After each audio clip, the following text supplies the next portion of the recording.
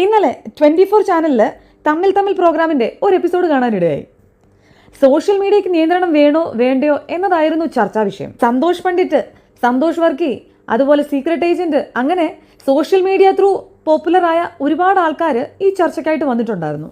കാര്യമായിട്ടുള്ള ചർച്ച നടക്കുന്നതിൻ്റെ ഇടയിലും സ്വയം ന്യായീകരിക്കാനും സ്വയം വെളുപ്പിക്കാനുമായിട്ട് ശ്രമിക്കുന്ന കുറച്ച് ആൾക്കാരെ അതിൻ്റെ ഇടയിൽ എൻ്റെ ശ്രദ്ധയിൽപ്പെട്ടിരുന്നു.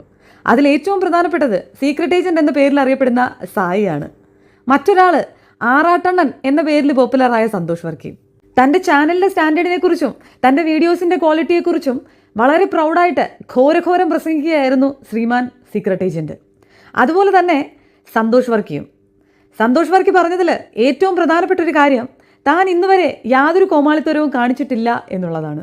ഇവർ കാണിച്ചു കൂട്ടുന്ന കോമാളിത്തരങ്ങളും കോപ്രായങ്ങളും കാരണം സോഷ്യൽ മീഡിയ തന്നെ തുറക്കാൻ താല്പര്യമില്ലാത്തവരായിരിക്കും നമ്മളൊരു 90% ആൾക്കാർ. എന്ത് തരംതാണ പരിപാടി കാണിച്ചിട്ടാണെങ്കിലും സാരമില്ല, എനിക്ക് പോപ്പുലർ ആയാൽ മതി എന്ന് വിചാരിക്കുന്ന കുറച്ചധികം ആൾക്കാരുള്ള ഒരു സൊസൈറ്റിയിലാണ് ഇപ്പം നമ്മൾ ജീവിക്കുന്നത്. നെഗറ്റീവ് പബ്ലിസിറ്റിക്ക് ഇത്രയധികം ഇമ്പോർട്ടൻസ് ഉണ്ട് എന്നുള്ളത് സത്യത്തിൽ ഞാൻ മനസ്സിലാക്കിയത് ഇവരുടെയൊക്കെ വീഡിയോസ് വന്നതിന് ശേഷമാണ്. അതിനുശേഷം ഇവരെ ഇനോഗ്രേഷന് വിളിക്കാനും ഇൻ്റർവ്യൂ ചെയ്യാനും ഒക്കെ ഒരുപാട് ഓൺലൈൻ ചാനൽസും ഉണ്ട്. എത്ര നെഗറ്റീവ് പബ്ലിസിറ്റി ഉണ്ടെന്ന് പറഞ്ഞാലും ഇവർക്കൊക്കെ അതിന് ഇക്വലൻ്റ് ആയിട്ടുള്ള പോസിറ്റീവ് ബെനിഫിറ്റ്സും കിട്ടുന്നുണ്ട് എന്നുള്ളതാണ് ഇതിലെ പ്രധാനപ്പെട്ട കാര്യം. ഈ സീക്രട്ട് ഏജന്റ് അഥവാ സായിയുടെ വീഡിയോസ് അങ്ങനെ കാണുന്ന ഒരാളല്ല ഞാൻ. പക്ഷേ ഈ വീഡിയോയ്ക്ക് ശേഷം എനിക്ക് നെക്സ്റ്റ് ആയിട്ട് വന്ന സജഷൻ ഇയാളുടെ തന്നെ മറ്റൊരു വീഡിയോ ആയിരുന്നു. അത് ടോണി അച്ചായൻ എന്ന് പറയുന്ന ചാരിറ്റി ബേസ്ഡ് ആക്ടിവിറ്റീസ് ഒക്കെ ചെയ്യുന്ന ഒരാളിനെ ക്രിട്ടിസൈസ് ചെയ്തിട്ടുള്ള ഒരു വീഡിയോ ആയിരുന്നു. ഈ ടോണി അച്ചായൻ എന്ന് പറയുന്ന ആളിനെയും സപ്പോർട്ട് ചെയ്യാൻ ഞാൻ താല്പര്യപ്പെടുന്നില്ല. കാരണം ആളിൻ്റെ ചാനൽ എടുത്ത് നോക്കിയപ്പോൾ എനിക്ക് മനസ്സിലായ ഒരു കാര്യം, കക്ഷി ഇതുപോലെയുള്ള ചാരിറ്റി ബേസ്ഡ് ആയിട്ടുള്ള വീഡിയോസ് എടുത്ത് അത് സോഷ്യൽ മീഡിയയിൽ പോസ്റ്റ് ചെയ്ത് അതിൻ്റെ രീതിയിൽ പോപ്പുലർ ആയിട്ടുള്ള ഒരാളാണ്. അപ്പോൾ അവിടെ ആളിൻ്റെ ഇൻറ്റൻഷൻ എന്ത് തന്നെയാണെങ്കിലും അതുവഴി കിട്ടുന്നതിൻ്റെ ചെറിയൊരു വിഹിതം ആർക്കെങ്കിലും ഒക്കെ പ്രയോജനപ്പെടുന്നുണ്ട്. ഇങ്ങനെ ചാരിറ്റി ബേസ്ഡ് വീഡിയോസ് ചെയ്യുന്ന ഒരുപാട് ആൾക്കാരെ ഇൻസ്റ്റാ ത്രൂ നമുക്ക് എല്ലാവർക്കും അറിയാവുന്നതാണ്. ഇങ്ങനത്തെ വീഡിയോസ് ഇടുന്ന 99% ആൾക്കാരുടെയും ഉദ്ദേശം സത്യത്തിൽ പബ്ലിസിറ്റി തന്നെയാണ്, അല്ലാതെ ചെയ്യുന്ന ആൾക്കാരും ഉണ്ട്.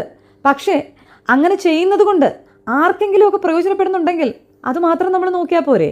അതിൻ്റെ പേരിൽ ക്രിട്ടിസൈസ് ചെയ്യുന്ന ആളുകൾ എപ്പോഴെങ്കിലും ആർക്കെങ്കിലും ഒരു നേരത്തെ ഭക്ഷണമെങ്കിലും വാങ്ങിച്ചു കൊടുത്തിട്ടുണ്ടോ എന്ന് ആലോചിച്ചിട്ട് വേണം ക്രിട്ടിസൈസ് ചെയ്യാനായിട്ട്. റിയാക്ഷൻ വീഡിയോസ് എന്ന പേരിൽ യൂട്യൂബിൽ മറ്റുള്ളവരുടെ വീട്ടിലെ അടുക്കളയിലെ രഹസ്യങ്ങൾ വരെയും വളരെ സീരിയസ് ആയിട്ട് ചർച്ച ചെയ്ത് അത് പോസ്റ്റ് ചെയ്യുമ്പോഴും നമുക്കും കിട്ടുന്നത് പണം തന്നെയാണ്. So end of the day എല്ലാവരുടെയും ടാർഗറ്റ് എന്ന് പറയുന്നത് പൈസ തന്നെയാണ്. അപ്പോൾ പിന്നെ അങ്ങോട്ടും ഇങ്ങോട്ടും ഇങ്ങനെ കരിവാരിത്തേക്കേണ്ട ആവശ്യമുണ്ടോ? സ്വന്തം കഴിവ് കൊണ്ടും ഹാർഡ് വർക്ക് കൊണ്ടും പബ്ലിസിറ്റിയും ഫെയിമും ഡിസേർവ് ചെയ്യുന്ന ഒരുപാട് ആൾക്കാർ നമ്മുടെ സമൂഹത്തിലുണ്ട്. പക്ഷേ അവരെ ഒന്നും സപ്പോർട്ട് ചെയ്യാതെ ഇതുപോലെയുള്ള ഓരോ ആളുകളെ സപ്പോർട്ട് ചെയ്യുന്നിടത്താണ് നമ്മൾ ചെയ്യുന്ന ഏറ്റവും വലിയ തെറ്റെന്ന് പറയുന്നത്.